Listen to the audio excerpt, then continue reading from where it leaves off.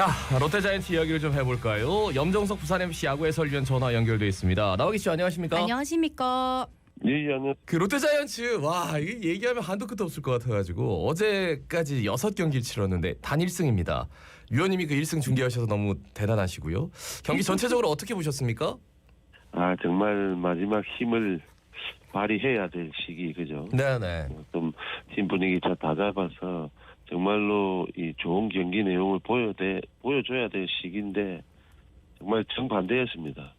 집중력도 없는 것 같고 벤치에서 뭐 선수 전체 다 봤을 때 이게 과연 마지막 스포트 하는 팀이냐 할 정도로 저희가 뭐 멀리서 보긴 했지만 TV에서 보긴 했지만 마지막 힘을 내야 될 때 오히려 푹 처지는 듯한 전체적인 경기 내용이었습니다.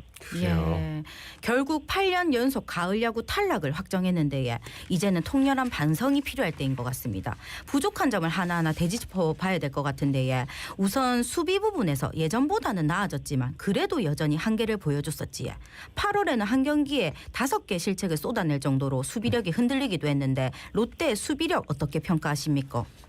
그러니까 이제 부상 선수들이 이렇게 많이 나오면서 네네. 오히려 백업에 가까운 선수들 그리고 좀 도와줘야 될 선수들이 오히려 주전으로 나오면서 또 좋은 모습들 보였던 거. 네네. 그러니까 내년 시즌을 바라보면은 뎁스가 아주 좋아졌다는 거는 참 칭찬할 만한 모습이었는데 뭐 결국에는 이 모든 흐름은 주전 선수가 있어야 된다고 봅니다. 예예예. 롯데 자이언츠의 유격수가 누구, 이루수가 누구 이런 네네. 주전이라는 이게 필요한 건데 이 전체적으로 1년을 이끌어주는 어떤 내야수가 없었다.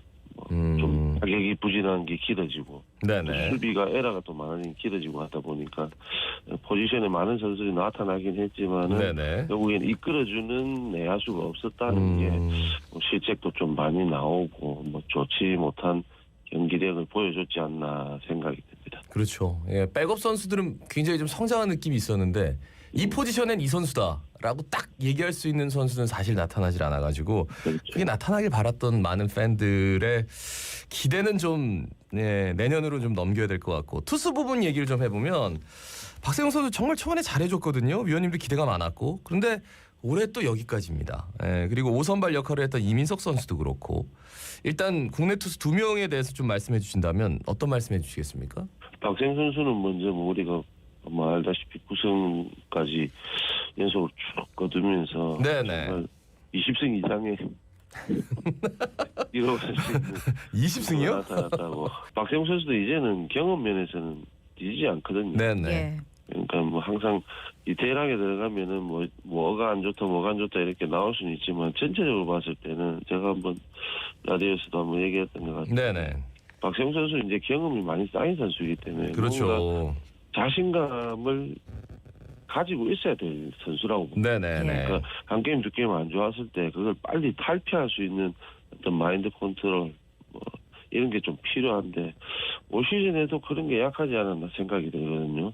뭐 연승을 하는 이 시점에서 또 연패가 쭉 들어가면서 좀 부족한 경기력 그러니까 투구 내용이 안 좋았던 경기가 너무 많았다는 거죠. 예. 이게 결국 기복인데 경험이 그렇게 많은 선수가 결국에는 그렇게 자신감이 없는 피칭을 좀 오래 한다는 거는 네네. 본인 스스로 좀 돌아봐야 될 것 같고요. 이민석 선수 같은 경우에는 부족했습니다. 전체적으로 봤을 때. 예. 네네. 근데 한때 팬들이 또 내년 시즌을 기대할 수 있는 그런 피칭 내용을 또 보였다는 것. 네네. 그것도 좋았는데 요것도 이민석 선수도 이제 5선발을 차지하려면 조금 내용면은 1, 2선발보다는 떨어지더라도 그래도 좀 기복이 좀 덜한 이런 피칭 내용은 보여야 되거든요. 네네. 수비에서 얘기했던 것과 마찬가지로 이민석 선수가 5선발로서 한때 좋은 투구 내용을 보여줬다는 걸로는 내년 시즌이 좀 이렇게 밝아 보이는데 어쨌든 한 시즌 이렇게 봤을 때 이민석 선수도 조금 아쉬움이 남는 2025년 예. 시즌이 아닌가 싶습니다. 네. 이어서 외국인 투수 얘기를 좀 해보겠습니다. 벨라스케즈는 당연히 재계약을 안 하겠지만 감보아 선수는 위원님 보기에 어떠신지. 제가 그냥 보기에는 파이어블러 자완 투수는 맞습니다. 그런데 사실 투구 폼도 좀 단조롭고 네네네. 올해 어떤 무브먼트도 사실은 아주 단조롭습니다. 그러니까 이게 스피드가 154, 5, 6, 7 나오면서 뭔가 힘으로 타자들을 압도하는 경우에는 참 안 맞고 그죠? 네네. 실점 적게 하고 하는 모습이었거든요. 근데 경기 후반부 보면서 사람이 하는 거기 때문에 이게 체력이 떨어질 수밖에 그렇죠. 없거든요. 그렇지. 예. 스피드 자체가 140km 후반까지 떨어지면서 150 초반 뭐 후반부에는 그렇게 던졌거든요. 네네. 근데 그렇게 던질 때 좀 많은 안타를 맞으면서 실점이 좀 많지 않았나 생각이 들거든요. 구단에서도 이게 올 시즌만 딱 돌아봤을 때 내년 시즌 계약을 한다 안 한다 구단이 알아서 하겠지만은 구단도 아마 그런 내용들을 볼 겁니다. 네네. 시즌 초반에 그리고 시즌 후반부 가면서 좀 떨어지는 구위, 체력 이런 거는 구단에서 좀 감안을 해야 될 것 같은데 그래도 저만한 투수 사실 찾기가 쉽지가 않지 않습니까? 예. 외국인 선수는 복불복이라는 얘기가 있는데 네네. 그래서 저는 이걸 쉽게 놓고 다른 선수와 계약한다 그것도 아마 쉽지는 않을 것 같아요. 구단이 조금 예. 골머리를 앓을 것 같아요. 예, 벨라스케스한테 감보아 선수. 호되게 당하다 보니까 진짜 감보아를 내보내야 되나 약간 이런 걱정을 많이 하게 되는데 아유 예 역대급이에요 벨라스케스는 진짜 아유, 다른 외국인 투수 아무도 생각이 안 날 것 같아요. 정말 야. 중요한 시기 임팩트 있게 해줘야 되는 예. 시기 와. 정말 임팩트 있게 못했거든요. 야 4억을 주고 데려온 외국인 추격조 패전조 정말 어마어마했습니다. 근데 이러니까 이제 중간 개투도 좀 안 되는 거예요. 그러니까 자꾸 선발이 무너지니까 사실 홍민기 선수와 윤성빈 선수 이 파이어볼로 두 명의 활약이 굉장히 놀라웠는데 일단 홍민기 선수 시즌 아웃이 됐고 윤성빈 선수는 계속 좀 성장하는데 앞으로 어떻게 될 거라고 보세요? 오민기 선수는 조금 더 스태미너를 키워야 되겠죠. 그죠? 네. 중간에서 150km 이상의 볼을 던지면서 조금 더 긴 시즌을 큰 기복 없이 던져줄 수 있는 어떤 스태미너를 좀 키워야 될 것 같고요. 네네. 정말 좋은 자원이 될 것 같고 윤성빈 선수는 우리가 정말 오랜 기다림입니다. 그죠? 150km 중반 후반대에 볼을 던지는 선수가 참 제구만 좀 괜찮아지면 이게 정확한 제구력보다는 스트라이크 비율만 좀 높였더라면은 얼마든지 1군에서 뭐 선발이든 중간 자원을 활용할 수 있는 선수였는데 올해 그래도 그 빛을 봤습니다. 네네. 내년이 좀 어떻게 보면 좀 밝아 보이는 선수인데 뭔가 부족함은 있었다고 분명히 생각이 될 겁니다. 네네. 그 부족함이 내년을 좀 더 채워줄 수 있는 그런 희망적인 생각을 좀 해봐야 되는 투수 아닌가 생각이 듭니다. 네네. 그러고 타자들도 부진했습니다. 특히 8월 이후 급격하게 타선의 힘이 떨어졌는데 롯데의 주축 선수들이 젊지 않습니까?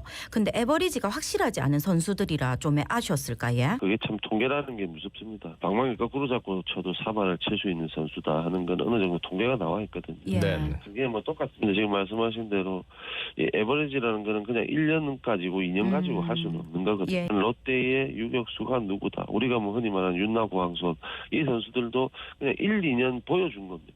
그러다 보니까 이 선수들이 주축이 되어야 되고 롯데의 미래가 되어야 되는데 사실은 그 어떤 커리어의 3년, 5년 이렇게 커리어 하이를 기록해 준 선수들이 없기 때문에 롯데로서는 희망은 가지지만 지금 이런 결과가 나오는데 어떻게 보면 일조를 했다 생각이 되거든요. 예. 체력과 스태미너를 키워서 어떻게 보면 내구성부터 튼튼하게 만들어줘야 이 선수들이 주전으로서의 자리를 좀 굳건히 지켜줘야 팀 전체적으로 백업 선수들 그죠 그리고 다른 포지션의 선수들이 같이 시너지 효과를 올리지 않겠나 생각이 들거든요. 이 선수들이 좀 그러니까 부상 없이 한 시즌을 보낼 수 있는 시즌을 내년에는 좀 만든다면 좀 더 튼튼한 탄탄한 어떤 타격이 좀 이루어지지 않겠나 생각이 듭니다. 예.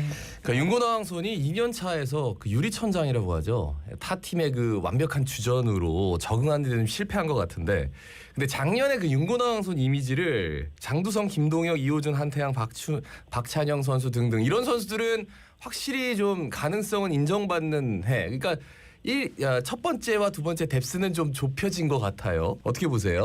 시즌 후반부를 생각하면 전체적으로 좀 많이 다운돼 있었지만 네. 시즌 전반부에 사실 이 중요한 시기에 한 2명의 선수가 빠지고 또 중요한 시기에 또 다른 2명의 선수가 빠지고 이러면서 사실 올 시즌에 전체적으로 윤나고 황선 이 선수들이 같이 베스트 라인업에 들어가는 경기가 진짜 손꼽을 정도로 네. 적었거든요.